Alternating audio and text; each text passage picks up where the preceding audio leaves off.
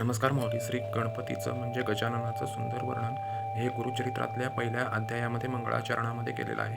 त्या संदर्भात हा व्हिडिओ आहे. तर हा व्हिडिओ हे ओंकार स्वरूप गणेशा, विघ्नहर्त्या, पार्वतीसुता, गजानना, मी तुला साष्टांग नमस्कार करतो. तू लंबोदर, एकदंत, शूर्पकर्ण अशा अनेक दिव्य नावांनी प्रसिद्ध आहेस. तुझ्या हालणाऱ्या विशाल कानातून जो पवित्र वारा निर्माण होतो, त्या वाऱ्याने तुझ्या सर्व भक्तांची सारी संकटे दूर होतात. म्हणूनच तुला विघ्नांतक आणि विघ्नहर्ता असे संबोधले जाते. तप्त सुवर्णाप्रमाणे तेजस्वी असलेले तुझे मुख अत्यंत शोभून दिसते.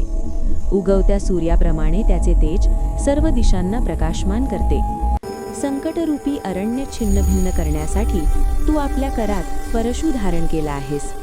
तू नागबंध म्हणजे सर्पाचा कमरपट्टा आणि सर्पाचे यज्ञोपवीत धारण केले आहेस.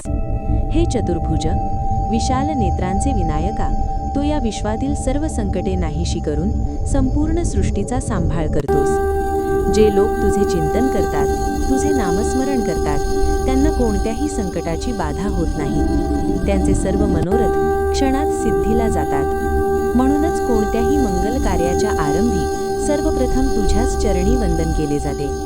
हे लंबोदर गणेशा, तूच 14 विद्यांचा स्वामी आहेस. 4 वेद, 6 वेदांगे, पुराणे, मीमांसा, न्यायशास्त्र आणि धर्मशास्त्र. वेद, शास्त्रे आणि पुराणांचे लेखन तूच केले आहेस.